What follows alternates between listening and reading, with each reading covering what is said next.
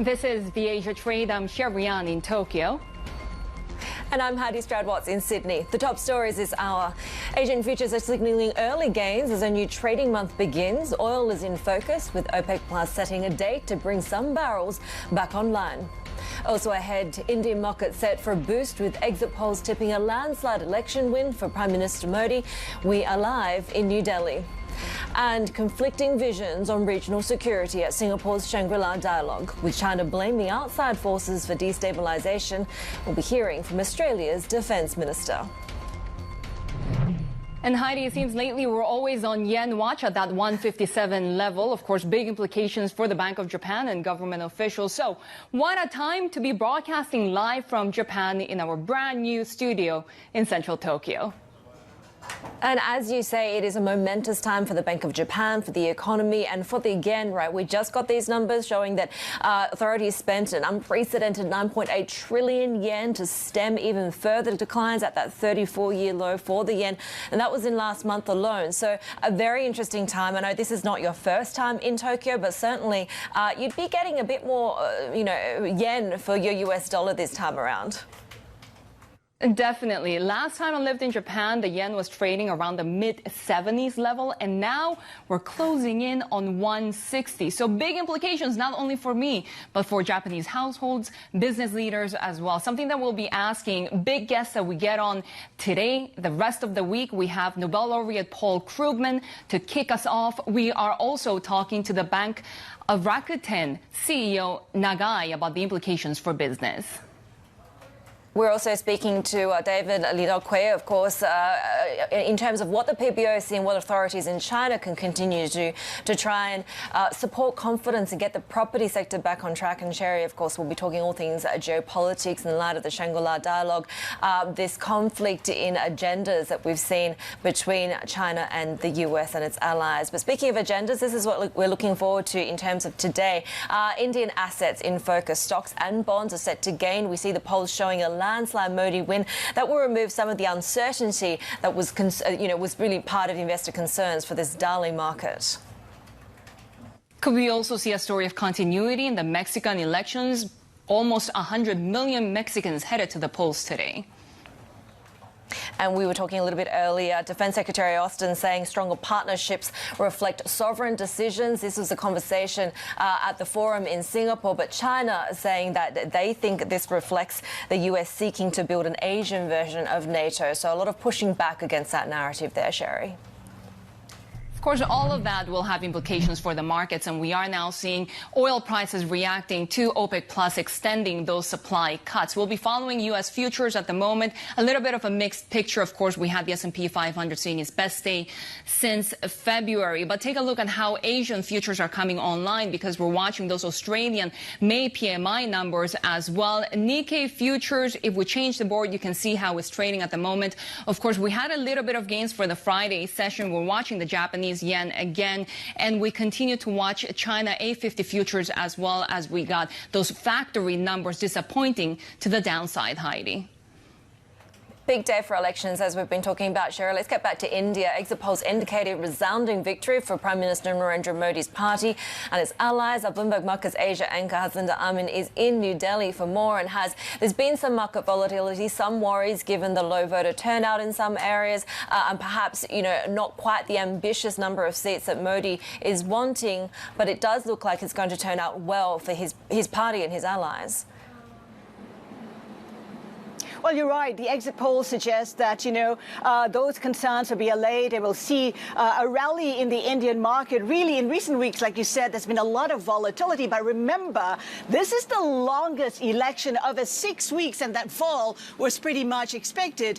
If those exit polls are right, and I do emphasize it is an exit poll, broadly accurate, but it's not final. If those exit polls are accurate, Modi and his party, along with his allies, are expected to get about 350 seats of the 543 seats at stake. That is a landslide victory, and a victory that's the biggest in all the 3 elections that he's stood in. Now, that is significant. That will allay those concerns. But really, Modi's victory has never really been in doubt. The question is whether he can get that 400 seats of that 543 that he is after. He is after a super majority. And to get there, he needs to win the hearts and minds of the states that have traditionally voted for the opposition. Here, we're talking about the southern states, Kerala, Andhra Pradesh, some of these states which have really been pushing back on Modi's pro-Hindu policies. These states are multi-ethnic, multi-religion, and they're against Modi's perceived clampdown on minorities. So we have to wait and see if indeed he can win the support of these states. It is a big challenge. It is ambitious for Modi to do that. And when it comes to the exit polls, if it is accurate, there's been a softening towards Modi in these states. And Haslinda, of course, when it comes to carrying out the world's biggest election integrity is always a concern. What have we seen so far? Well, there were concerns about how Modi clamped down on the opposition during the campaign. We've seen some opposition members who were actually jailed. There's also concern of deepfakes technology, AI in particular. We had incidents of how Modi was, deepfake was used to show Modi perhaps rallying at a rally, talking to supporters and referring to them individually by their names. Also, how perhaps leaders of parties who have perished were revived using deepfake to gain and sway the supporters. Now, in a country where the majority of the population is poor, we're talking about 900 million poor people in the country with little understanding of what technology can do, that indeed can sway the voters. Those are some of the big concerns. Of course, when it comes to deepfakes, it's not just India grappling with this. This is the biggest year for elections. A lot of the other countries are also worrying about that. Haslinda Amin, thank you so much for that update. Bloomberg Markets Asia anchor joining us live from New Delhi. And we'll have more analysis on India's elections throughout the day. You can catch our interviews with the Center for Social and Economic Progress and Anand Rathi Wealth at the times shown on your screen. Well, Shery, conflicting security strategies from the US and China in the Asia-Pacific were in focus at the Shangri-La dialogue over the weekend in Singapore. The US Defense Chief Lloyd Austin touting Washington's expanding military partnerships across the region, saying he says this reflects free choices of sovereign states. But Chinese officials pushed back, blasting US support for Taiwan and warning against the development of an Asian NATO. Safeguarding the security and prosperity of this region remains the core organizing principle of U.S. national security policy. The United States can be secure only if Asia is secure. And that's why the United States has long maintained our presence in this region. And that's why we continue to make investments necessary to meet our commitments to our allies and partners. We will not allow anyone to bring geopolitical conflicts or any war, whether hot or cold, to our region. We will not allow any country or any force to create conflict and chaos in our region. WTI and Brent under pressure right now. Of course, we saw OPEC Plus extending its oil supply cuts through the third quarter. We had seen oil prices really oscillating in the $3 directionless trade all of last week. We are hearing from OPEC Plus as well that they laid out a timeline for unwinding those supply cuts over the next 12 months. Bloomberg's Horizons Middle East and Africa anchor Jumana Borsecci has more from Riyadh. The part virtual and part in-person OPEC Plus meeting has just ended. Now, the main takeaway is that the group production cuts are going to continue until the end of 2025. That caps daily production at 39 million barrels per day. But we also got color on those voluntary cuts. Now, these were cuts introduced in November 2023, taking 2.2 million barrels per day off the market, and were introduced by 8 countries, including Russia and the UAE, all of whom were represented in Riyadh. Now, we found out that those voluntary cuts are going to be extended by another 3 months until at the end of September of 2024, after which they will be gradually phased down over the course of the next 12 months, ending in September 2025, subject to market conditions. Now, one of the surprise announcements was the fact that the UAE have now been given an extra production boost of up to 300,000 barrels per day in 2025. And of course, the UAE had been pushing for extra production capacity over the last couple of months. Now, clearly, this shows that OPEC are still trying to provide some support to the market, but at the same time, looking to appease some of the countries who had been pushing for higher production, not just the UAE here, but many of the other countries in the alliance as well. And as far as the market takeaway from all of this, well, on one hand, people are welcoming the visibility and the outline of what the production barrels are going to look like over the foreseeable future. But on the other hand, there are questions about how much supply is coming back to the market and whether the demand over the next 12 months can actually match up versus that supply growth. For Bloomberg in Riyadh, I'm Jumana Bersachi. Well, coming up on the Asia Trade, we'll speak to Nobel laureate Paul Krugman about his outlook for inflation and rates, the engines of US consumer spending showing signs of losing steam.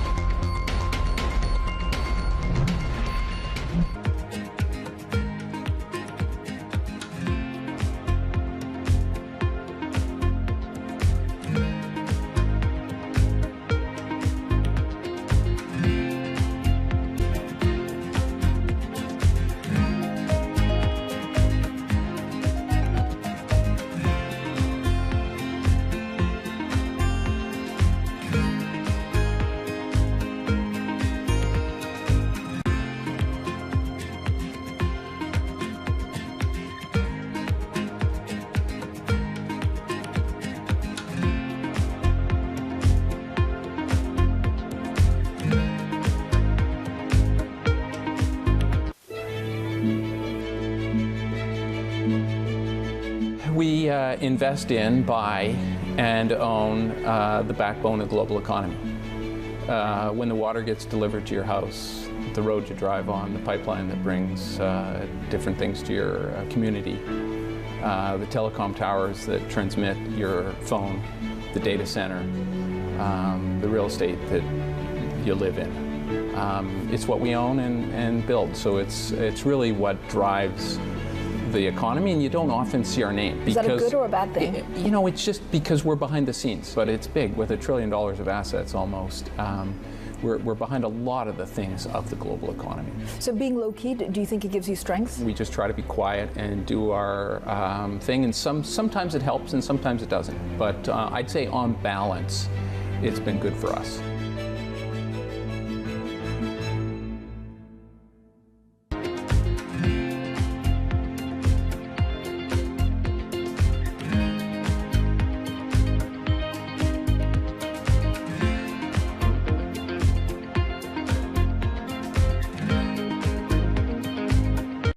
India decides.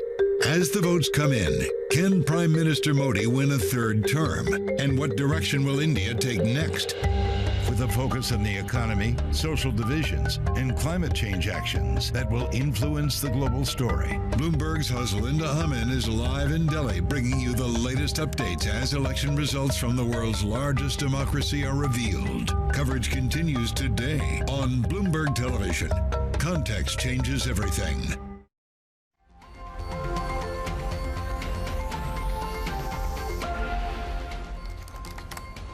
All right, take a look at how US futures are shaping up for the trading week as we get a bit of repricing when it comes to Fed expectations, some of that weakness that we mentioned when it comes to the US consumer potentially swaying the firming of these rate cut bets a little bit more. S&P futures looking pretty flat at the moment. We're seeing also Brent crude just under that $81 a barrel level, a little bit of softness after OPEC Plus extending those cuts, but very much communicating that plan to return barrels to the market.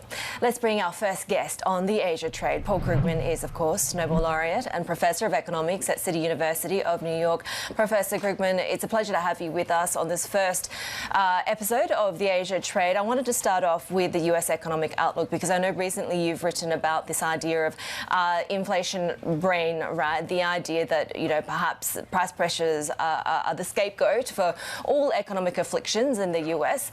The balance of risks for the Fed and a lot of other central banks, including the RBA, for example, and the RBNZ, seem so fine at the moment. What would make you suggest that they should go for a small cut in June? Okay, the first thing to say is that we are pretty sure the recent inflation data have been, you know, there's noise, there's probably some funny stuff with seasonality, but basically inflation has been beaten. You know, we're arguing over whether underlying inflation is 2.6 or 2.1%. We're not. The range of disagreement there is fundamental disagreement is really small. We're basically there, and the big uncertainty is how long can the economy continue to, you know, power along with rates this high, and we're at this point now where there are just, you know, faint hints, soft data suggesting that we're starting to lose steam, that consumers are starting to falter. It's nothing drastic, but then it never is at this point, and if you're beginning a downturn. So it's, you know, the chance of reaccelerating inflation looks very small if the Fed cuts rates. The chance that they will look back and say, my God, why didn't we take at least a little bit of precautionary action against a looming downturn looks very much larger. So I would go for the rate cut, if only to signal, hey, you know, we're not asleep here. We're not going to be obsessed with inflation until that's so far in the rearview mirror that we really should have been focusing on the car wreck in front of us. Right, so like a protective cut, and I think we've kind of talked about that a little bit with regard to other economies as well. Do you worry about the potential for fiscal to undermine the monetary at this point? Well, actually, you know, not in the United States, everything is up in the air because of the election. I don't worry about fiscal being a serious, you know, the U.S., you know, we have not gotten our house in order, but in terms of there being a significant fiscal boost if Biden is reelected, not going to happen. We've sort of done that. If Trump wins, then all bets are off. I mean, he's made it clear that he doesn't want the Fed to retain its independence. He's shown in the past a clear inclination towards kind of Turkey style, you know, print money to help me politically. It's talking about unfunded tax cuts, but also tariffs that are directly inflationary. So no, I have to say markets are way too calm, given that this is a toss-up election, and then what side would represent a huge departure on policy of every kind. Especially with risks around trade tariffs also increasing. What is the view when it comes to geopolitical tensions arising that could further derail risk assets, not to mention global economies that really have close trading partnerships with the U.S.? Oh, this is huge. I mean, we are very much, regardless of who wins, we are at the end of an era. I mean, my political science friends talk about hegemonic stability, which was that we had a long era of pretty smooth globalization. You know, things worked because the U.S. was number one, and the U.S. kind of believed in a rules-based order and all of that. And it was always kind of hypothetical. What would happen if we no longer had that? Well, it's gone. Right now we have you know, as long as it was the U.S. and the Euro area, then, well, we share a lot of views, share a lot of values. But with the U.S. and China now as the two big players on the block, everything's wide open. And it doesn't necessarily mean that we descend into a collapse of world trade right away, but it does mean that none of the ground rules that everybody counted on for the past several decades can be counted on anymore. And here in Asia, the economy is really watching this unfold. I'm hearing in Japan now, and what I've heard the rhetoric being is that actually Japan has benefited a lot from the tensions between China and the United States, that a lot of these businesses are now veering towards setting up more connections with Japan. Are you seeing a meaningful demand-driven sort of inflationary pressure that can be sustainable finally in this country? It's very... I mean, I've been worried about Japan for a long time, and I have to admit that I worry about it less because I'm worried about lots of other things, including my own country. I hope so, but I'm not convinced. When I try to look at the Japanese data, I still don't see the kind of fundamental strength. I mean, a lot of Japan's long-term weakness has to do with demography, has to do with extremely low fertility. That hasn't changed, although Japan is at least more open to immigration than it used to be.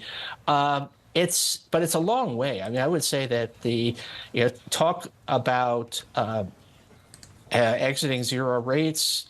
I understand why Japan really wants to be able to declare that we've ended that period, but it's not all clear in the data that it really has.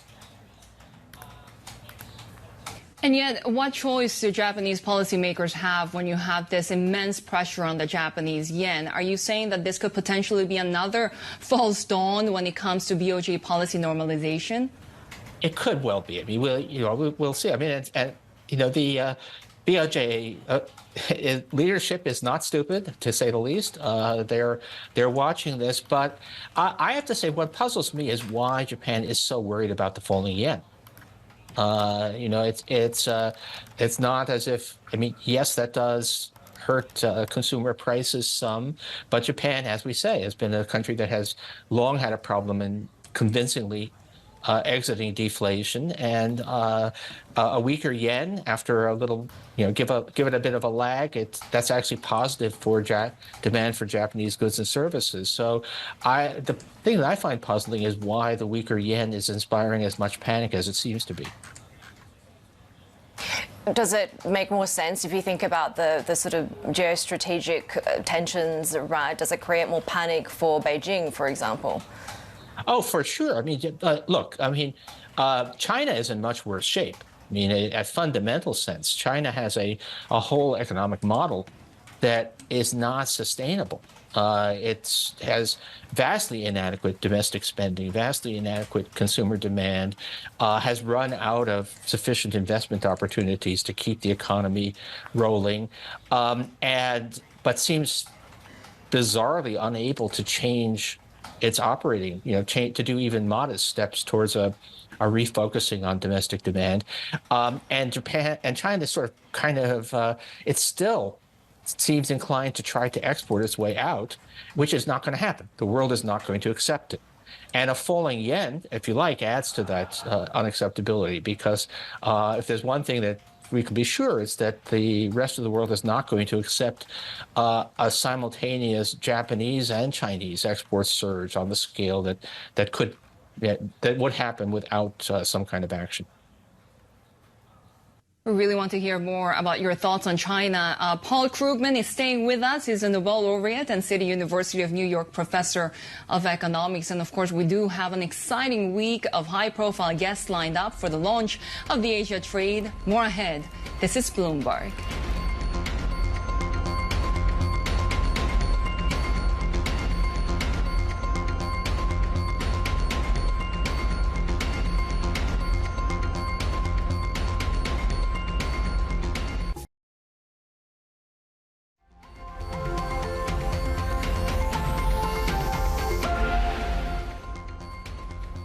This is the Asia Trade. Take a look at the latest corporate stories that we're following this hour. NVIDIA has announced plans to upgrade its AI accelerators every year. It's set to deliver a Blackwell Ultra chip for 2025, followed by a next-generation platform still in development called Rubin. Speaking in Taipei ahead of the Computex trade show, CEO Jensen Huang said the rise of generative AI is a new industrial revolution. Your future laptop, your future PC will become an AI. It'll be constantly helping you, assisting you in the background. The PC will also run applications that are enhanced by AI. And your PC will also host applications with digital humans that are AIs. Hong Kong securities regulator says 11 cryptocurrency exchanges are a step closer to obtaining licenses. The SFC website says applicants, including Crypto.com and Bullish, are deemed to be licensed. The moves come a year after the city rolled out a digital asset rulebook trying to foster a hub for the industry. Cathay Pacific says its flight capacity has reached 80% in June and that it's on track for a full recovery by early next year. CEO Ronald Lam says the summer booking period for Cathay looks, quote, very healthy from both a passenger and cargo perspective. He says ticket prices are gradually normalising with supply and demand getting back in sync. Shery. Right, Heidi, take a look at how currency markets are coming online. We are seeing the dollar trading a little bit mixed against major currencies. Of course, we're watching the euro very closely this week. The ECB's policy rate decision on Thursday will be the key focus. A quarter-point reduction, all but certain at this point. And of course, we have the U.S. dollar seeing its first monthly loss since December. We're now trading a little bit mixed against its G10 peers. But of course, the trading week just got underway. The yen at 157. Coming up, our interview with Australian Deputy Prime Minister and Defence Minister Richard Marles. This is Bloomberg.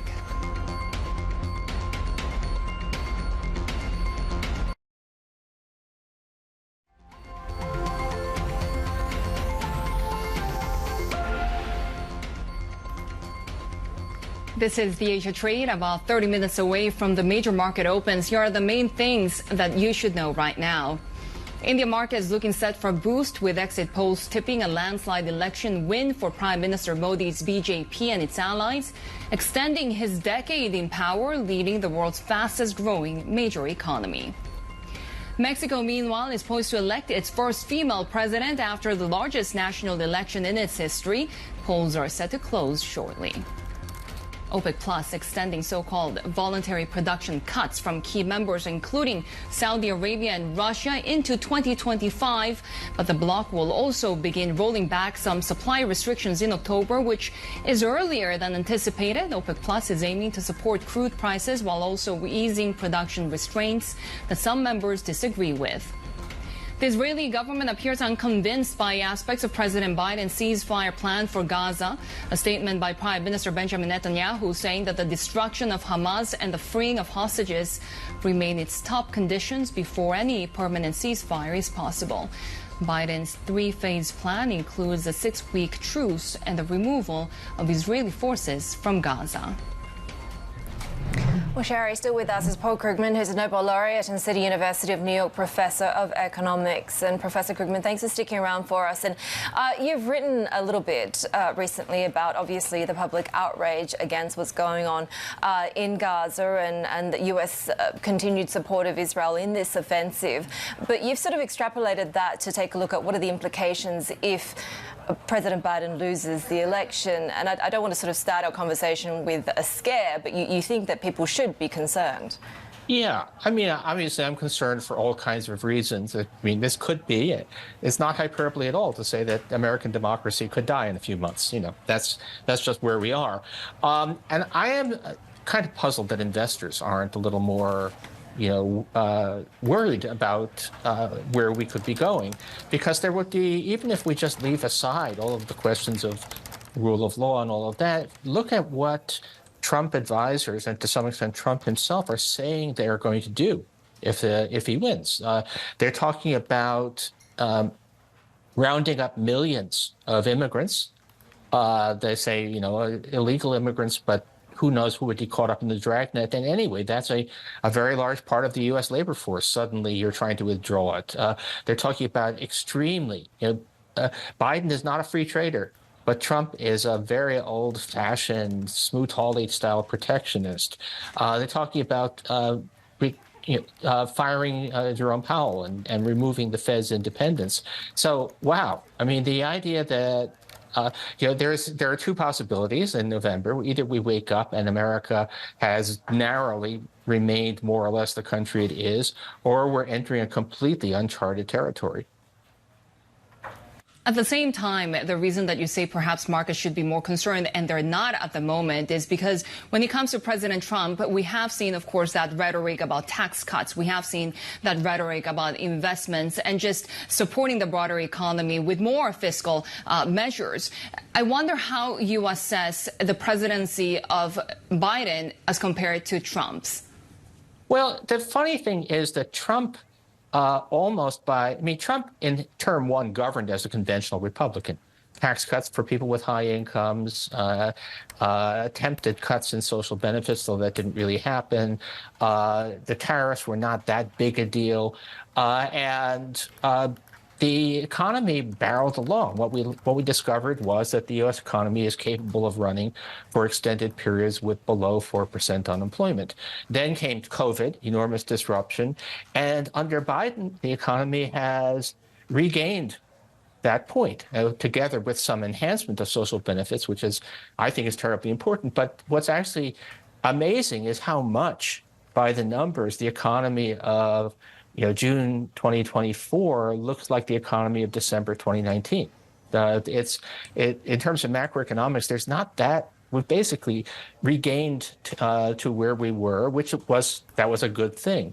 But there's no reason at all to believe that Trump 2.0 would be at all like Trump 1.0.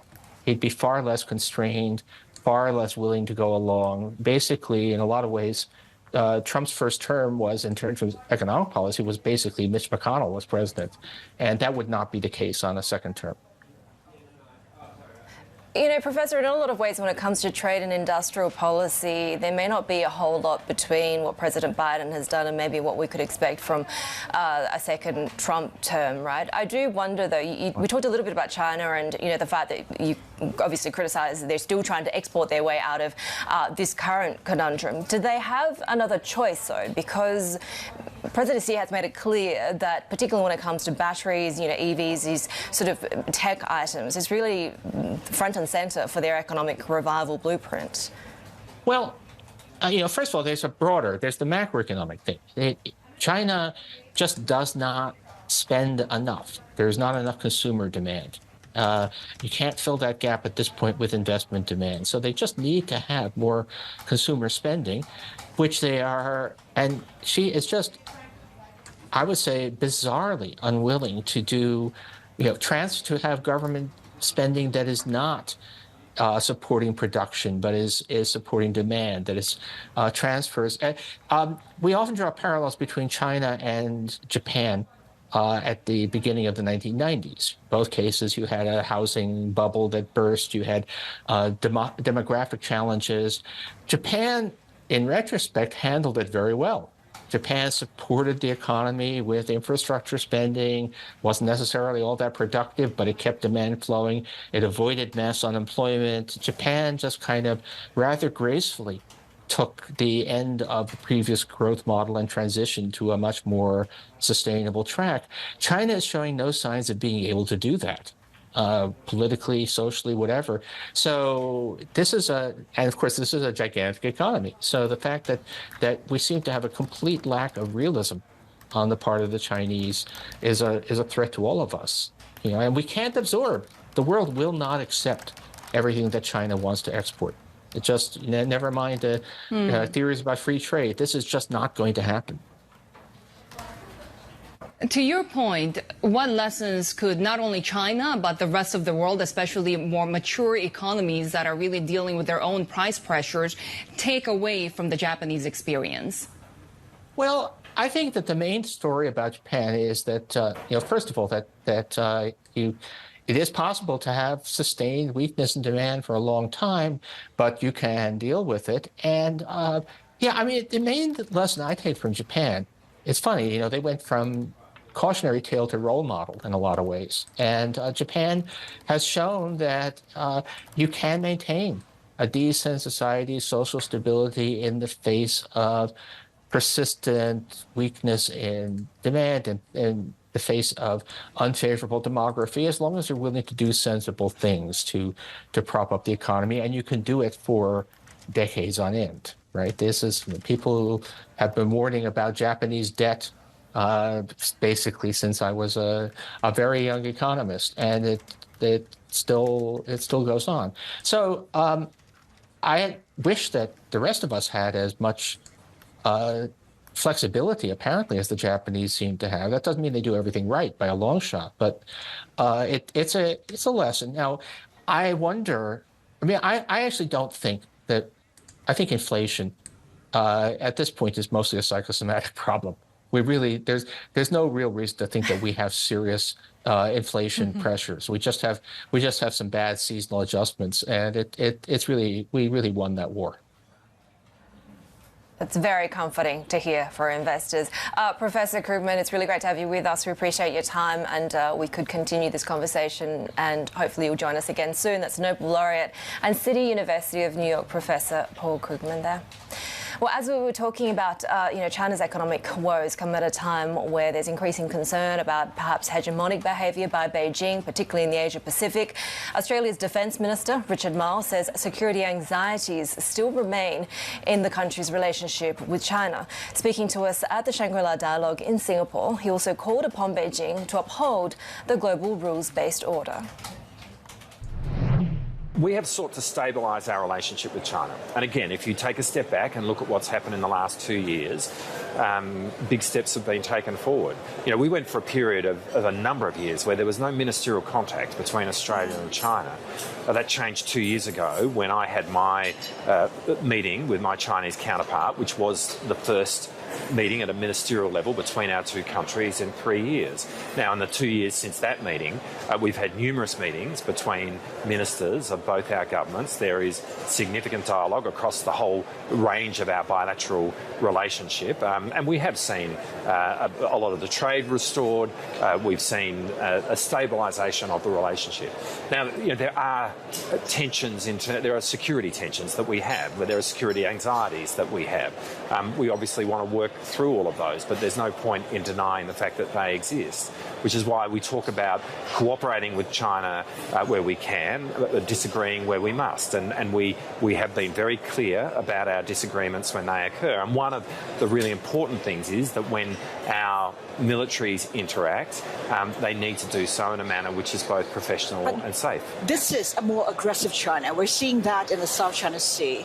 It's also a China that wants to expand its presence in the Pacific. Surely you must be quite worried about that. Well, firstly, we make really clear that the rules-based order, I know people talk about that phrase a lot, and maybe at times people can think it's kind of almost becomes glib, but the rules-based order has been profoundly important for the maintenance of peace and security in the East Asian time zone, in Southeast Asia and Northeast Asia, and it's been upon that bedrock that we've seen such enormous economic advancement of this region, very much to the betterment of China, to the betterment of Australia.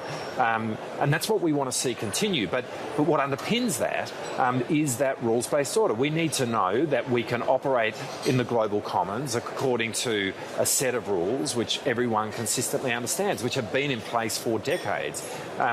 We call on China, but we call on every nation to engage in that way and to maintain that rules-based order. Now, when we have our Navy operating in the South China Sea and the East China Sea, all we're doing is asserting that rules-based order. We're operating in accordance with international law, and we understand that in that process we'll interact with other militaries, particularly the Chinese Navy. But those interactions must be professional, they must be safe. You talk about a rules-based order, but China wants a multipolar world where there's more than just one power. Is there no room for that, given that China's on the rise and, the middle countries are doing a lot more as well? I think middle countries are doing a lot more, but let's be clear, China's a great power. No one's denying that. America is obviously a great power, but China is a great power. And we clearly see that. And there is no problem with the rise of China. I mean, the economic growth of China has seen the alleviation of poverty for hundreds of millions of people. The economic rise of China has occurred in a way which has very much bettered Australia. We acknowledge all of that. But as a great power, there is a responsibility, an increased responsibility really, to be the guardian of that rules-based order which has enabled this economic growth, and that's what we look to. Australian Deputy Prime Minister and Defence Minister Richard Marles speaking in Singapore with Bloomberg's Hasinda Amin. And coming up next, here when Rakuten Bank thinks the BOJ may hike again after ending its negative rate policy in March. Our exclusive interview with CEO Hiroyuki Nagai is next. This is Bloomberg.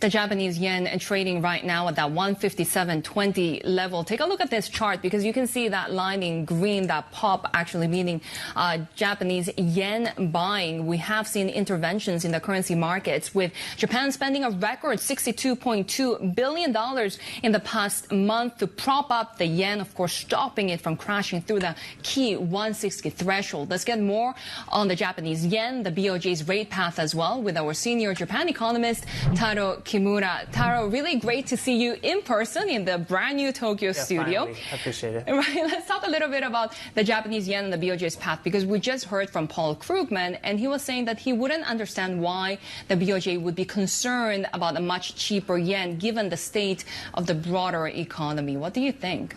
I think I can be in the same camp with Paul Krugman because absolutely, like BOJ basically still wants higher inflation and weaker yen could support inflation. Obviously, there's a kind of political tension that too much weaker yen is kind of making a cost of living crunch to the public. But I think the BOJ really thinks it's a government job. It's not their job. So that's why I don't think yen is a policy driver for BOJ. To be fair, it's really easy to be in the same camp as a Nobel laureate.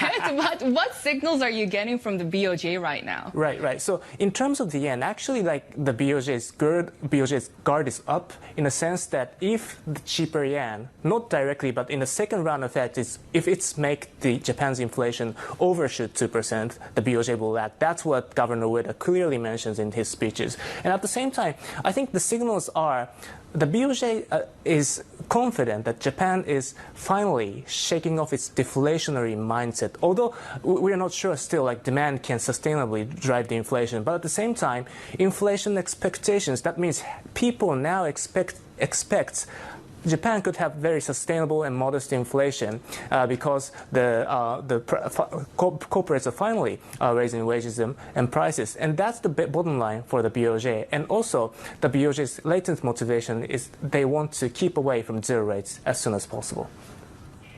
It's a narrow window for taking action, isn't it? Things are going to get harder by the time we get to fiscal 2025. Yes, absolutely. My read is why the BOJ sending the signal that it wants to hike as soon as possible is that the window is very limited. So for the 2024, inflation is going to be brisk because it's not only supported by solid wage growth, but it's also largely supported by the subsidiary cuts to energy prices. That means for the next year, that's going to provide a higher base effects that retreat the year-on-year inflation gains, and that gives a bad optics for the BOJ to rate hikes next year. So in my reading, this year is only the window for the BOJ to hike confidently. Taro Kimura, our senior Japan economist here in the Tokyo studio with me. And of course, we've heard from business leaders as well reacting to cheaper yen. Rakuten Bank CEO Hiroyuki Nagai sees the weak yen pressuring the BOJ to raise rates by October at the latest. I spoke exclusively with him on the impact of rising rates. Now that the Bank of Japan has scrapped its negative interest rate policy, earnings and profits for the financial institutions will increase significantly as the interest rates rise. We've already begun to benefit, and we believe we will receive even more benefits if the BOJ continues to raise rates. How fast do you expect the BOJ to tighten policy this year? And are you at all concerned about the economic impact on businesses and households that could negatively impact you as well? We can't predict what the BOJ's next step may be, as the decisions lie with the central bank. But I don't think there is much room in the Japanese economy for significant interest rate hikes. Considering the yen's decline against the dollar, I think the situation may compel the BOJ to hike by October at the latest. An additional one-time rate hike of 25 basis points is not likely to have a huge impact, but a larger increase could result in a higher default rate, as there's a possibility some individuals and companies will struggle to make repayments. That will certainly affect the banks. How big of an impact would that have on your business? I think the Japanese banking sector as a whole is in for a lot of pain, but the Rakuten Bank remains confident that we can control our default rate. We employ special screening using AI in addition to the standard credit screening process. Let's talk a little bit about the new technologies and AI that is affecting right now the broader banking industry. Tell us how this is going to make business different for Rakuten Bank. Looking ahead, I believe no business can succeed without integrating AI into their operations. For us specifically, we see three ways when it comes to the use of AI. 1. Leverage it to greatly enhance user experience for our customers. 2. Use it to optimize our marketing strategy to improve efficiency and deliver superior products. Lastly, to reduce internal costs, which then allows us to offer services to our customers at more affordable prices. I was very surprised coming to Japan this time around at how much I could use the credit cards. Tell us a little bit about the broader trend in cashless payments and how big of an impact will that have in terms of the banking of the future for Japan? As you know, the Japanese government is actively working to increase the adoption rate of cashless transactions ultimately to 80% or higher. At the moment, it stands around 40%. I would say it's progressing reasonably well, but our initial expectations were for a faster adoption, so we feel the pace to be somewhat slow. The key question for us, though, is how we can integrate the cashless options into our banking services. We want to go beyond offering basic banking and cashless payment services, so we are exploring collaborations with third-party service providers. We are looking for ways to offer more convenience and more choices to our customers through joint ventures. Now, I understand that you cannot speak more to the Rakuten reorganization when it comes to financial businesses. But I wonder, as the CEO of Rakuten Bank, what are your views in terms of the impact that this could have on Rakuten Bank stakeholders? I can't discuss any specific details about the ongoing reorganization at this time. What I can say is, if successful, it will enable us to offer even more convenience to our customers and enhance synergy among Rakuten's fintech businesses. But there will be structural and economic implications that will naturally impact shareholders. It could be positive or negative, depending on the outcome. We will aim to reach agreements on reorganization if the interests of minority shareholders can be protected. If not, we may reconsider. My conversation with Rakuten Bank CEO Hiroyuki Nagai, and we do have breaking news out of Tokyo right now. The Japan capital spending numbers are out. A little bit of a miss from expectations and coming in softer than the previous quarter. For the first quarter, capital spending year-on-year growth of 6.8%, excluding software growth of 6.8% year-on-year. But company profits, though, jumping more than 15% for the first quarter. We have a stellar list of guests this week from Japan for the Asia trade. We'll be speaking to Tokyo Governor Yuriko Koike, Suntory CEO Takeshi Ninami, Monex Group founder Oki Matsumoto, and many more to come. This is Bloomberg.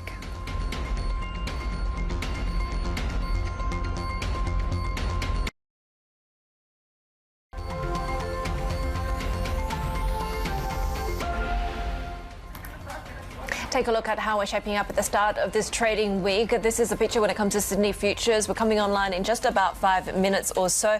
We are seeing Asian stocks broadly set to gain in the early part of the trade, tracking the gains we saw in the US on Friday. Expectations for Fed rate cuts being supported after that preferred measure for inflation showed signs of easing. We're seeing equity futures, not just in Australia, but also Japan and Hong Kong, pointed to higher opens. US contracts looking little change. We saw a gain of about just shy of 1% for the S&P 500 500 with that late surge with the rotation away from tech to some of those other industries. Watching Aussie bond yields as well, edging a little bit lower following the respite we saw in treasuries as well. Also watching oil after we saw OPEC Plus signalling that plan to return barrels to the market, and that creating some pressure. Coming up in the next hour of the Asia Trade, the global markets and China in focus. Nikko Asset Management and the former PBOC advisor David Dalquadley will be joining us. We'll also be live in New Delhi with the Centre for Social and Economic Progress with the results. So we're watching for.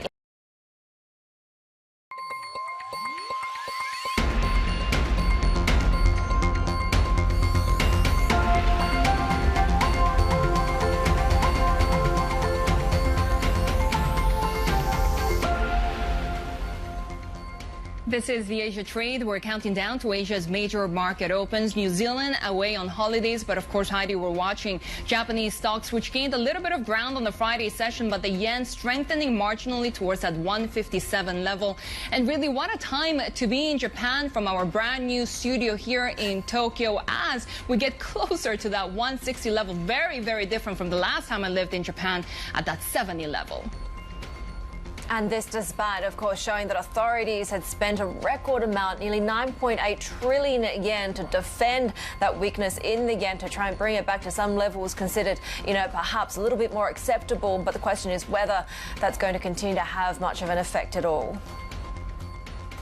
And of course, the implications for the Bank of Japan really great, as we're seeing the 10-year JGB yield last week also jumping to that 2011-year high. But take a look at how we're coming online in the markets. Nikkei stocks gaining 0.6%, extending those slight gains that we saw in the Friday session. The Japanese yen strengthening slightly, but still at that 157 level. And of course, we continue to watch the 10-year yield. We have seen that capex for the first quarter disappointing to the downside just a few minutes ago. Take a look at how Korean stocks are coming online. We didn't really see much of a change on the Friday session. We're down for a second consecutive week. The Kospi is also gaining 0.8%. Of course, we had export numbers showing that the trade surplus in South Korea came at the highest level since 2020. The Korean won holding at that 1381 level, Heidi. Yeah, take a look, Shery, at how we're setting up when it comes to just a staggered open here in Australia. This is the picture. We are expecting quite a bit of upside there, at least in the first sort of early hours of the trading session across major markets. We're seeing about 0.2% higher when it comes to the equity session so far. The Aussie dollar holding pretty steady at 66.52 at the moment. So much of this will really come down to what the trajectory will be for the Fed, right, as these rate cut expectations start to build a little bit more. Mixed picture when it comes to trading in the greenback against the G10 kind of space. We do have the ECB policy rate decision on Thursday as really that key focus as well. A quarter-point reduction there, all but certain. So watching euro trading pairs there as well. Treasuries coming off some of the pressure that we saw last week, and we see Australian and New Zealand bonds there following suit as well. So Brent is the other one to watch, Shery, as we had, of course, this plan to return barrels to the market, putting some pressure there on prices. And let's actually delve into the markets, because our next guest is still constructive on Japanese equities and would use pullbacks as a good opportunity to enter or add to Japanese stock holdings. Let's discuss with Naomi Fink, global strategist at Nikko Asset Management, who joins us in our Tokyo studio now. And Naomi, so great to see you. I think we were last together in Tokyo, about 15 years ago. And how have things changed? Has the perspective of investors about the Japanese markets changed that much? Well, certainly it would have been around then, and things have changed, and I would say changed for the better. Not only are we in a reflationary rebound, but I think we've seen some real signals of structural reform amongst companies, for example. We're starting to see corporate governance changes. We're seeing different allocation of corporate balance sheets, investment, and I think now we're just waiting for the last piece of the puzzle, which is the household. We're going to, at some point, probably see better real wages this year, and so it's probably, I don't know exactly when, but it's probably a matter of time before we see real wages come positive in Japan. Have you seen that difference coming especially from the Shunto spring wage negotiations that could potentially filter through in that optimism with the markets? Well, I think the Shunto spring wage negotiations are certainly a good signal. They do tend to lead, and seeing historic wage gains is certainly not bad. But I would also add that we have structural labor shortages in Japan, and those actually affect non-unionized labor more. So, if anything, non-unionized labor is in a better negotiating position. I've heard stories about part-time workers actually making more than fully salaried people in Japan now. Well, if we are faced with structural challenges to raise wages, as with a lot of full-time workers, then the natural, logical step is to look at raising part-time wages to retain a lot of those workers. So that fits in with the structural labor shortage story. Naomi, I wanted to check in terms of your assessment of where the Fed goes from here, right? There seems to be a little bit of repricing going on. We've been sort of higher for longer for so long. Did the data towards the end of last week convince you that things might change, that would be a little bit less cautious going forward? Well, our outlook was always that we would see a gradual disinflation. So I'm still not discounting, for example, another rate cut before the year end. It's just that it's a bit of a process, and it's not very smooth. So I think we've seen data sometimes that does end up being stronger than we expect. And I think probably the bias is a little bit on the inflationary side. That said, I don't think cycles are dead, and we are starting to see some softer data come out. Thankfully, we haven't seen any type of really strong pullback or drop in the U.S. economy. So if we can kind of see a gradual disinflation, then I think we probably have a pretty good outcome for global markets. At this point, do you want any exposure sort of directly, indirectly through equities or otherwise to China, given the shakiness of the recovery story there? Well, with China, I think perhaps maybe the undersung story there is the bond market. With the economy soft and probably struggling to really rebound, we have a market there that probably is going to expand, yet have quite a lot of demand to issue into. China bonds actually provide pretty good diversification within a global portfolio, and also if we look at global reserves, they're underallocated to Chinese renminbi, and probably because the Chinese bond market has more liquidity to build. So I would be really constructive on Chinese bonds right now. We saw the sort of tensions that were building in the Shangri-La dialogue in Singapore over the weekend, right, with obviously two very different worldviews being set up by the US and China. How closely are you looking at these geopolitical tensions, particularly as we go into elections in the US in November? Well, I don't think we can discount the geopolitical risks at this point, even though the markets have really not risen to kind of increase volatility or anything like that. I think that's one of many geopolitical risks, and then there is a real risk that trade tensions could rise further. We do have elections coming up in the U.S., and usually you see very strong views around election times. That said, I think there's still a lot of appetite, at least, to find value in risk assets and value in many assets, but especially in risk assets. So it doesn't seem like the markets are too phased yet. I do think that we do need to keep a well-diversified portfolio, though, because it's hard, as you mentioned, there are some eventualities that we probably can't predict. How much of that includes dollar cash, just stuffing it under the mattress, given the eventualities that you're saying we can't dismiss? Well, dollar cash is really well favored right now, even more than the long end of the U.S. yield curve, given the inversion there. And it provides better diversification than it has in the past. And so now, but the thing is, I think everybody holds so much dollar cash. So really, we also have to start thinking about how do we diversify away from dollar cash. So in addition to what I mentioned before, the Chinese bonds, I think there might be some reason to also hold a bit of renminbi as well, even though that's not yet as liquid and deep a market as probably it will be one day. And what about gold bars? Or, to be fair, commodity stocks, which I know that you have said before that you favor? Well, commodity stocks are probably also good for two reasons. Number one, they do provide some diversification within equities. And number two, I think right now, looking at AI is a really crowded trade, even though eventually we might see some productivity enhanced from the technologies around today. But what we are pretty certain of is that you need a whole lot of energy to run those technologies, and perhaps those commodity stocks aren't as crowded a trade as the actual AI stocks.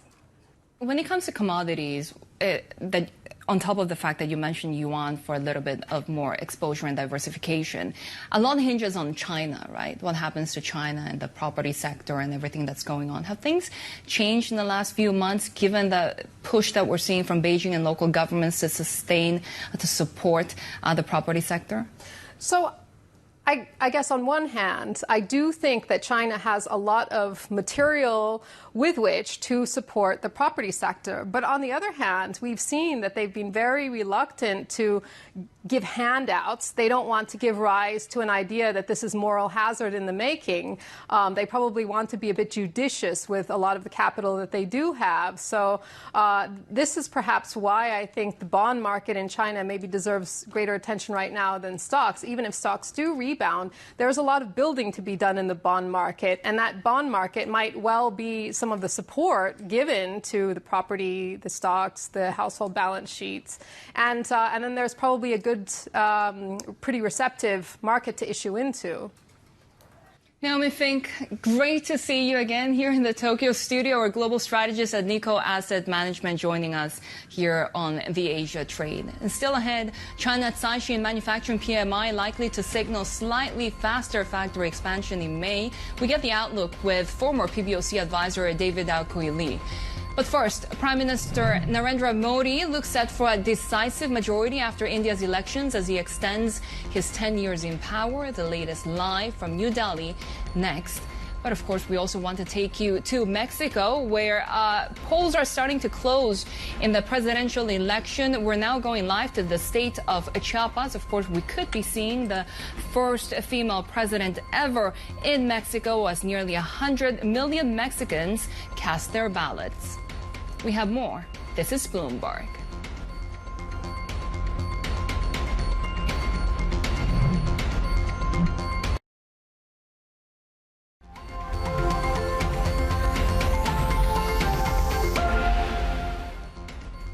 The latest now on those elections in India and Mexico. Exit polls are indicating a resounding victory for Indian Prime Minister Narendra Modi's party and its allies. Mexico, meanwhile, is poised to elect its first female president after the largest national election in its history. Our Bloomberg Markets Asia anchor, Haslinda Amin, joins us now live from New Delhi, and our bureau chief, Carolina Milan, is in Mexico City. Haz, I'll start off with you. And these are two supersized elections, right, for India. This is the world's largest electoral exercise, and it's coming to an end. You're right, largest and the biggest in the world, despite the fact that that is the biggest election year for the world as well. You know, in the last few weeks, we've seen so much volatility in the Indian market because people were talking about perhaps a Modi fatigue or a lack of a Modi wave. But if you take a look at what the exit polls are indicating, Haidi, he is poised for a landslide victory. In fact, those exit polls suggest that his allies, his own BJP party will together garner about 350 of the 543 seats up for grabs. Well, whether that's enough for Modi remains to be seen. The question really is whether he gets the super majority that he is after. We're talking 400 seats. Modi has said time and again he is confident. In fact, he took to X over the weekend to say that he can say with confidence he will get the record number that he is after in terms of voters, in terms of seats in parliament as well. Now, of course, Modi is one of the most popular leaders in the world, the most popular perhaps in the history of India. His consistently garnered about 75% in terms of popular ratings in the country. But there have been murmurings of perhaps concerns about income inequality in the country, and that's where perhaps he may be losing some votes. The South in particular is one to watch. We're talking about states like Kerala, Tamil Nadu, Andhra Pradesh. These states have consistently voted for the opposition, and if Modi wants to get his 400 seats in parliament, he will have to sway the voters in these states.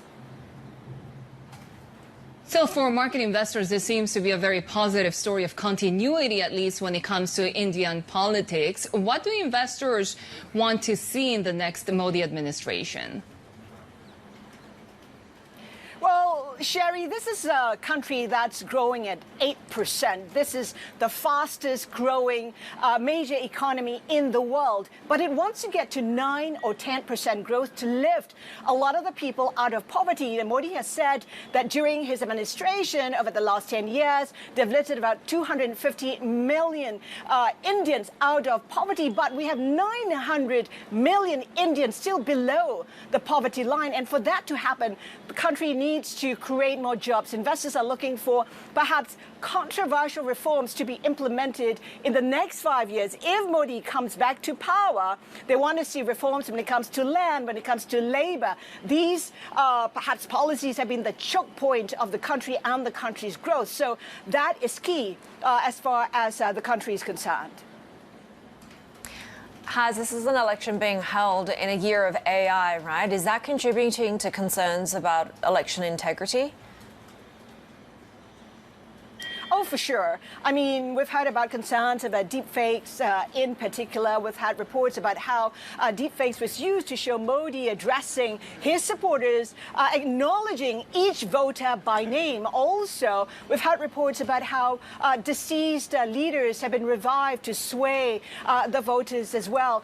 These are some of the concerns that have been highlighted. And, you know, in a country where most of the population are not quite well versed when it comes to developments in AI, in technology, it's been a huge concern about how, you know, technology has managed to, I guess, derail and perhaps impact how this election might turn out. And of course, we're watching elections in Mexico as well. Nearly 100 million casting their ballots today. Let's turn to Carolina in Mexico City. So what's at stake right now?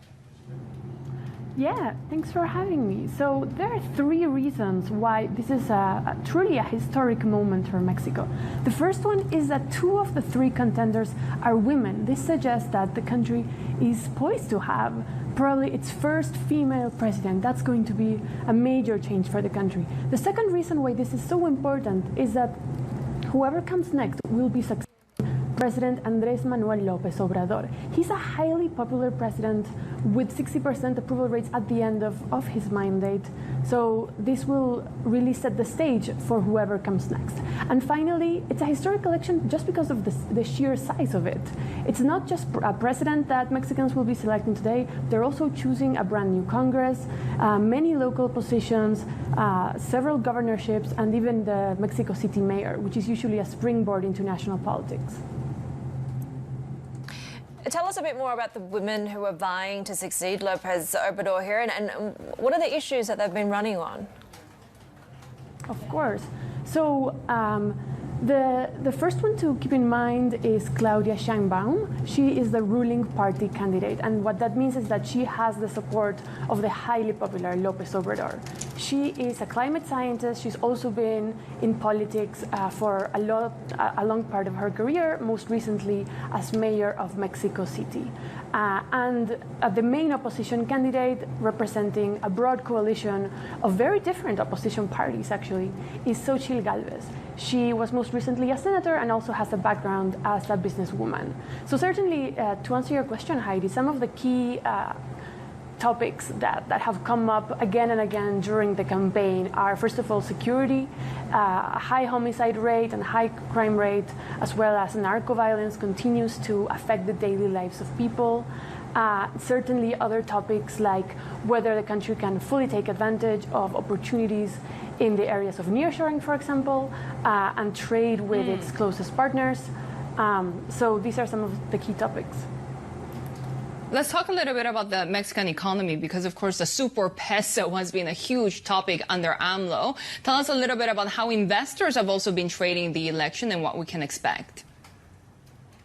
You know, that's a great question, Shery, because probably 6 years ago when López Obrador was coming into power, investors were really concerned about what the economy would look like under a president that was claiming to be so left-wing. But when you fast forward 6 years, what you see is that we have a very strong peso, an economy that recovered well from the pandemic, high employment, lowering poverty rates. And so that explains why many voters will probably be tempted to continue with the ruling party because they think these policies are working for them. Now, when it comes to investors, certainly they've grown accustomed to this, and so I think they're not quite as jittery as they were 6 years ago. They're actually probably expecting more interesting results out of the congressional race than the president's race in terms of what could be market moving. It's quite expected that the ruling party, Morena, López Obrador's party, would keep the majority, a simple majority in Congress. But what makes investors more nervous is the possibility of a supermajority. The reason that's important is because that would allow the president to potentially change the Constitution.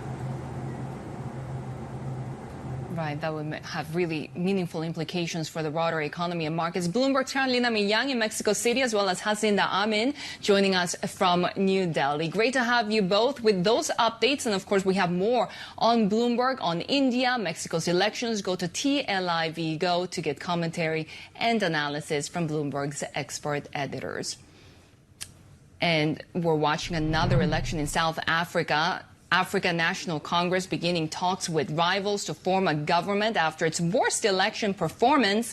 Since 1994, the ANC won 159 of the 400 seats in the National Assembly. That's a sharp decline from the 230 seats President Cyril Ramaphosa's party won 5 years ago. Economic mismanagement and corruption have saddled South Africa with one of the world's highest unemployment rates. We have more ahead on the Asia Trade. This is Bloomberg.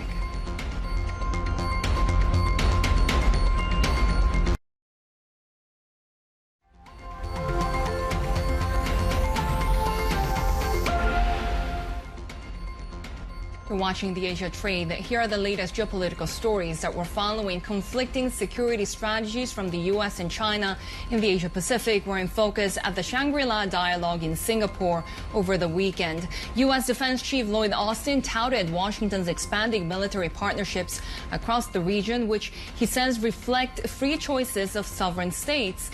But Chinese officials pushed back, blasting U.S. support for Taiwan and warning against the development of an Asian NATO. Safeguarding security and prosperity of this region remains the core organizing principle of U.S. national security policy.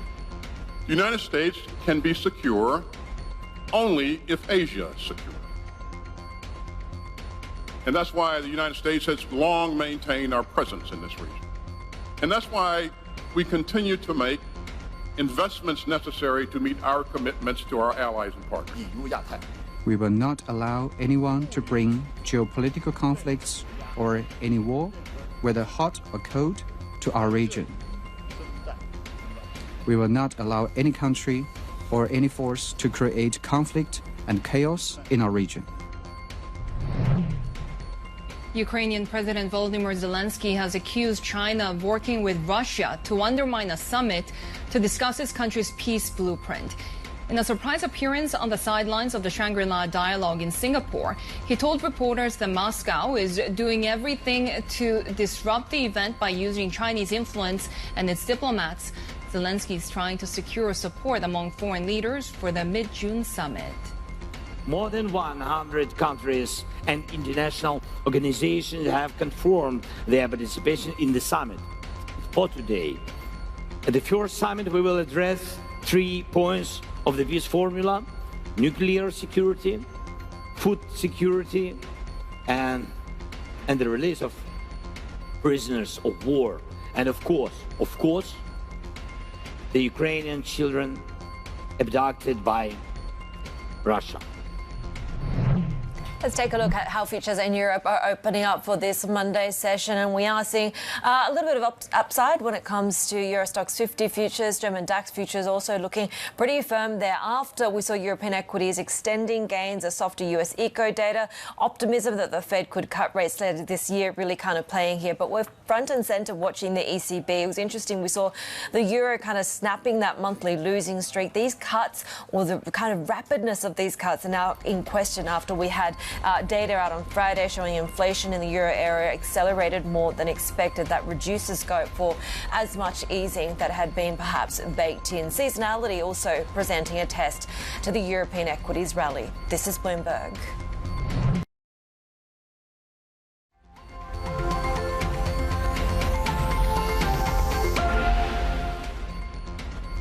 We're about 30 minutes into the Asia trade. The top stories you need to know this hour. India markets look set for a boost with exit polls tipping a landslide election win for Prime Minister Modi's BJP and its allies extending his decade in power.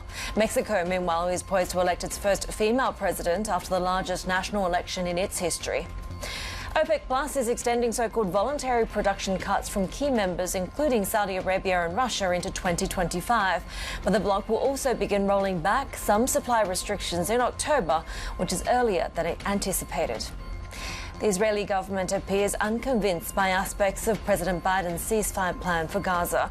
Prime Minister Benjamin Netanyahu says the destruction of Hamas and the freeing of hostages remain its top conditions. Biden's three-phase plan includes a 6-week truce and the removal of Israeli forces from Gaza.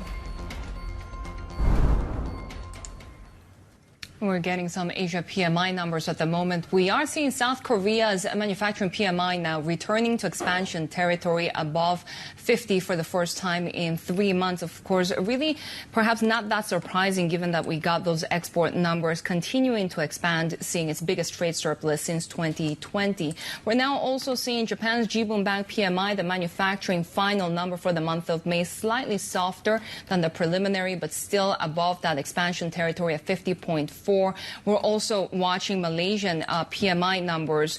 The expectation was for contraction territory. Vietnam coming in at 50.3 as well, Haidi. And of course, with so many of these economies, its exposure to China and how well this economic recovery continues to hold up. The property sector is obviously still front and center in terms of the questionable, the questions over that plan, right? Take a look at PMI. This was a bit of a nasty surprise with the manufacturing index back in contraction. The official PMI gauge falling below the 50 level that suggests we're back in contraction. That was a shock decline, raising concern that weak demand is now short-circuiting, if you will, that recovery on the supply side. That drop was bigger than what is really typical for this time of year as well. The expansion in non-manufacturing activity and services also showed a bit of sluggishness as well. So really, we need to be looking at some of these property countermeasures to try and see if we can lift confidence up for the Chinese economy. Let's get some analysis now with David Dalqueli, who's the director at Tsinghua University. He previously, of course, served as an advisor to the PBOC. David, really excellent to have you with us. And of course, at such a crucial time for Chinese policymakers, the PBOC finds itself really, as the key player in what it can do to try and boost sentiment. It's got a lot of powerful tools in its kit. Can any of them really serve to revive broader household confidence for the property sector? Well, there are two things Chinese authorities can do, which they're doing, but I would argue they're doing too slow. Number one is to provide more liquidity to the largest developers of the property market to actually make sure that they are not further defaulting on any debt. The other thing is to issue much more central government debt to swap out local government debt. Currently, local governments are heavily burdened in their debt, and don't forget, local governments are one of the biggest investors, biggest buyers of goods in the economy. The government has issued recently 1 trillion RMB in the amount of they call extra long central government debt. What they should do to more than double, they should have 10 trillion or even 20 trillion that amount of extra long bond. Actually, the market response, the 1 trillion extra long maturity bond of the central government has been extremely enthusiastic. So I do believe that in the coming month there will be a lot of more policies to come out. People are holding their breath to wait for the policy announcements in July, when the third plenary of the Central Committee of the CCP will be held. For the property sector, it's interesting. Would you say that it's more important, more critical for you to be shoring up confidence for the developers as opposed to chipping away at excess inventory, which we've seen the PBOC unleashes 300 billion yuan when it comes to credit for banks to be able to fund some of these local government property purchases?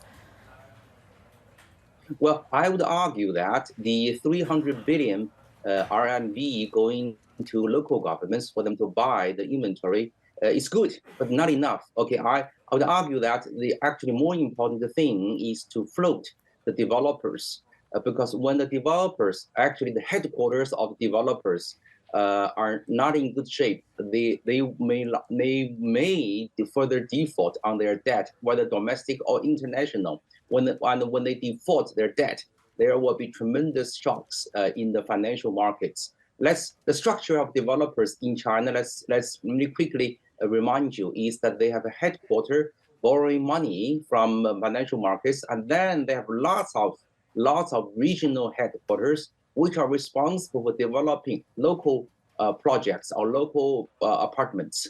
And the apartments are now not being finished in many areas, and local governments are worried that when the apartments are not finished, their residents will go to the street to complain, causing social problems.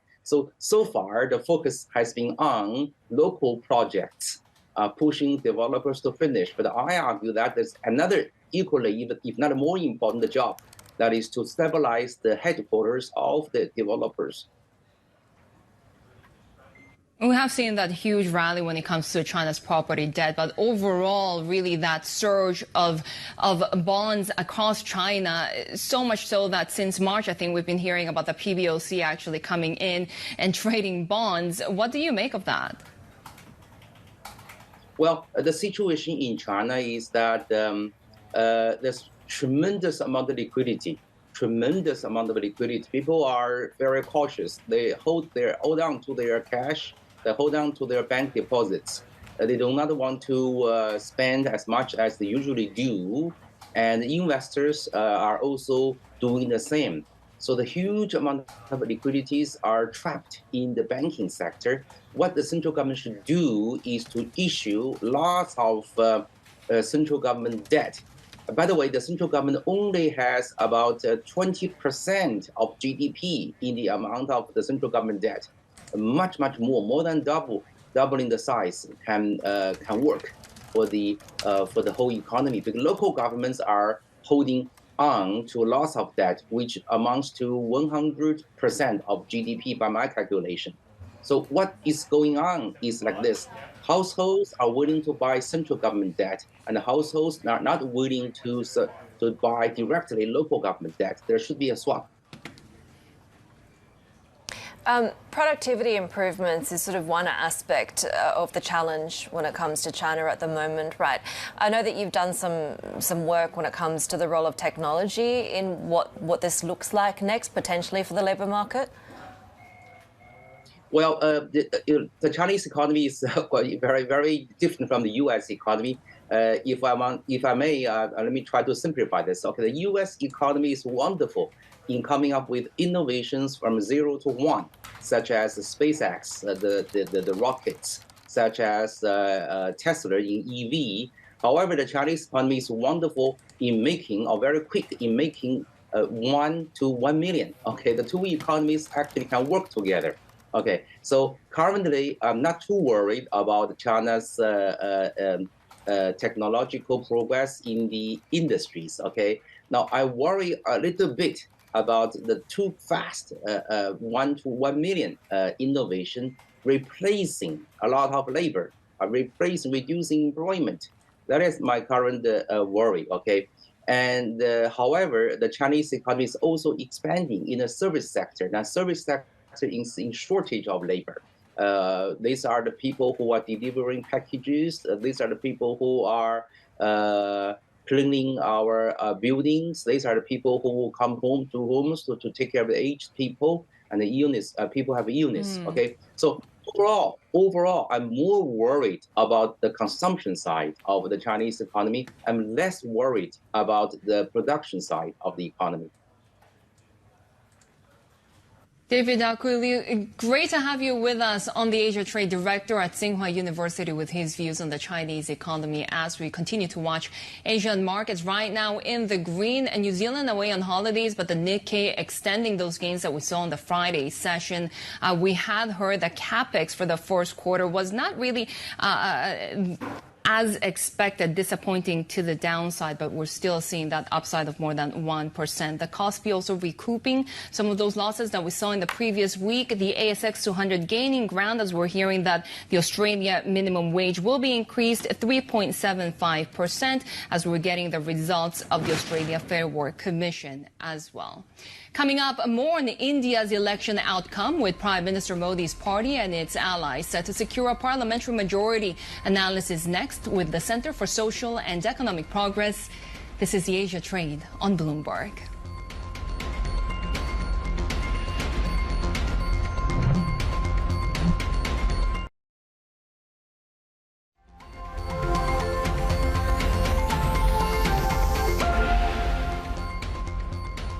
You're watching the Asia Trade. Korean Airlines says it's planning to order up to 30 new jets from Boeing as soon as next month. CEO Walter Cho told Bloomberg exclusively that demand on key routes is strong and expected to continue throughout the year. The demand in Korea is very strong at this moment, especially to Japan. With the help of strong or weak yen, and strong demands from Korea going to Japan is very good. And we expect that to continue throughout the year and hopefully to next year. And our demand in Trans-Pacific is very strong as well, and we expect it to continue all this year as well. One of the things we're seeing is you're about 90% of your pre-COVID capacity, yet you're making much more money now with that reduced capacity. As capacity continues to come back, does that ultimately push profitability lower, or do you think you can maintain these higher profitability levels even with a higher capacity level? We will maintain our profitability because we are more efficient compared to pre-COVID. We have stronger demand and a higher yield, and we have also a good share of our revenue is on cargo, which is holding very strong at this time, which is affecting our bottom line. You talk about the cargo business being strong. There is huge amounts of turbulence currently in the global cargo business, certainly the seaborne shipping. We're certainly seeing that. Are you a beneficiary of that? And if we see maybe, for instance, the Red Sea opening back up again, do we see maybe some of the cargo coming off your aircraft? The turbulence is part of the reason, but the more bigger reason is strong demand in e-commerce traffic from originating from Asia to Europe and also to U.S. That's strong as well. And that's going to continue. Yes. Let's talk a little bit about the Asiana merger. You've cleared the hurdle of the EU. You have got clearance from the EU authorities. You had to make some concessions in terms of the cargo business from Asiana to make that happen. The United States remains to make its decision. How confident are you that you are going to get approval from the United States? So we've done everything U.S. and EU has requested us to do, and we are confident that they will be satisfied with our results, and we're just waiting for us to. They are waiting for us to fulfill our final request, right. Which is. So you think you've done enough at this point to satisfy the United States as well? No further concessions are going to be required? Yes, I do. I don't believe there will be any further concessions. Okay, and in terms of the timing, how long do you think it's going to take before we get that final piece of approval? We expect full approval by end of October this year. Right. So before the election? Which, US election. Yes. So you don't think that US election may end up impacting the decision around when we are going to see final approval? No, I do not believe that has any relation with this merger. But in terms of the aircraft you're looking at, you're not just looking at Airbus aircraft now, you're looking at Boeing and Airbus still. So you still have confidence in the Boeing management team? Absolutely. Boeing is a strong company. I believe in Boeing management. They will pull through. Yeah. It might take some time, but how long do you think it'll take? Tim Clark just told me 5 years, he thinks. I think it will be faster than that.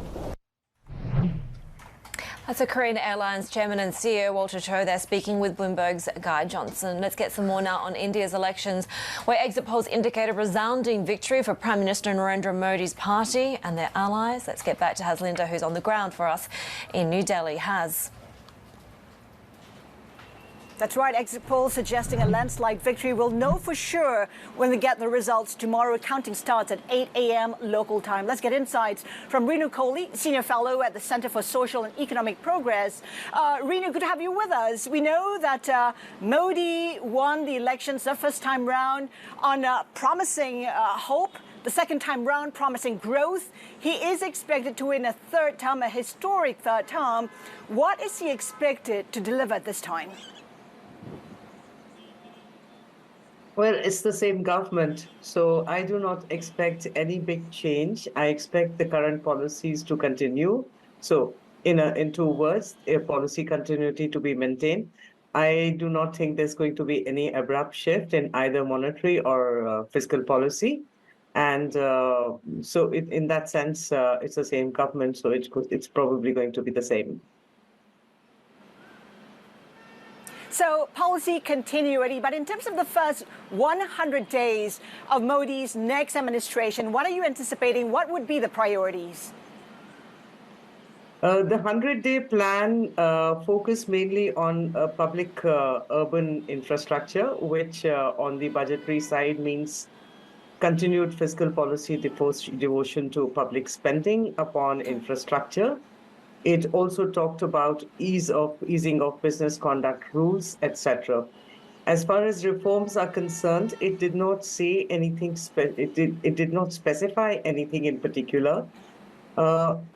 It is my opinion that in the last 1 decade, India has had a majority government, and whatever reforms that were desired for on the basis of a majority government have already been achieved. So in the next 5 years or in the third term, what reforms can be expected afresh? I would temper my expectations in that regard. I think that the majority of the reforms dependent upon a majority government have already been accomplished. So we could expect continued infrastructure support, public spending support to growth ahead. The thing is, Modi wants a supermajority. He wants to garner 400 of the 543 seats, and some say he wants that because he wants to push through controversial reforms, land, labor. Do you see that happening if he does get that supermajority? See, the land reforms, if I were to, since you mentioned that, that's the land acquisition law which was passed in 2013, and it's been a little bit over a decade since then, and it has not changed since then. So one is not certain as that is going to happen. That would be, yes, of course, it could be there. Labor laws, the labor legislation, there has been rationalization and uniformity, but it has been the rules have yet to be notified, and it has been left to the state governments. That's the present position as of now. And a majority between 323 odd that the government already had, and another 350 or 400 ahead is, in my view, will not make a very big difference upon that, because there are state governments which are still not under the same government as at the center. So On the reforms bit, I think I would say that it's the same government, it's the same approach, it's the same kind of a majority. It's just an increased majority, but a majority has been there for the last 1 decade. So status quo, even if Modi wins a third term. Renu, I'm just wondering, this is a country that's growing at 8%. It is the fastest growing major economy in the world, but that is still not enough. For India to get to middle income status, it needs to grow at 9-10%. The question is, how does it get there? Does it do it the China way, focus on manufacturing, on infrastructure, or should it also focus on services which could help create more jobs? I think a diversified structure is good, but it's very important for India to focus upon those sectors and those industries which have the maximum or very high employment elasticities. And in that context, manufacturing is a good sector to focus upon. Unfortunately, India has not been able to, successive governments have not been able to augment and increase the share of manufacturing in the past. There are opportunities from friendshoring, and those could earn some kind of a dividend or payoff in the future. So that would be one aspect. Certainly, India needs to shift its people out of agriculture and distribution across. It's already there in the services segment. So, I would bat for a diverse structure between manufacturing and services. On the growth performance, yes, there has been a strong recovery. But the composition of growth still needs to balance out. On the demand side, it has to shift from government spending. It is still very dependent upon government spending. And on the supply side, it is concentrated. Growth has been concentrated in construction, real estate, and some bit of professional services. The employment-intensive sectors like trade, transport, hospitality are lagging behind, unfortunately. These are the biggest creators of non-farm employment. And so that's a concern. These stress points need to be addressed. Right. Renu Kohli, we thank you so much for your insights today. And of course, we're coming to you live from New Delhi, the capital of India, and we're awaiting those results from those elections, the longest and biggest in history. That's coming out Tuesday. That's coming up tomorrow. Shery, handing it back to you. Hasina Amin there, of course, with the latest. And we'll get more analysis when it comes to the Indian election. Do stay with us. Anand Rathi Wealth will join us to discuss how a possible third term for Prime Minister Narendra Modi could impact the markets. This is Bloomberg.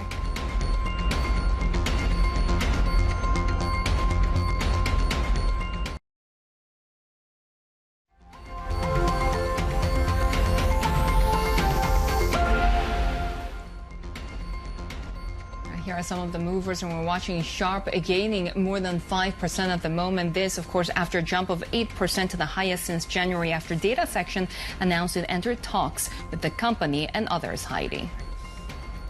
Take a look at how U.S. futures are shaping up. Of course, these Fed repricing expectations at play here, looking a little bit positive there. We're also seeing Taiwan futures showing some upside there as foreign funds return to Taiwanese stocks on these AI bets. Hedge funds, meanwhile, though, sold China stocks by the most since August. This is Bloomberg.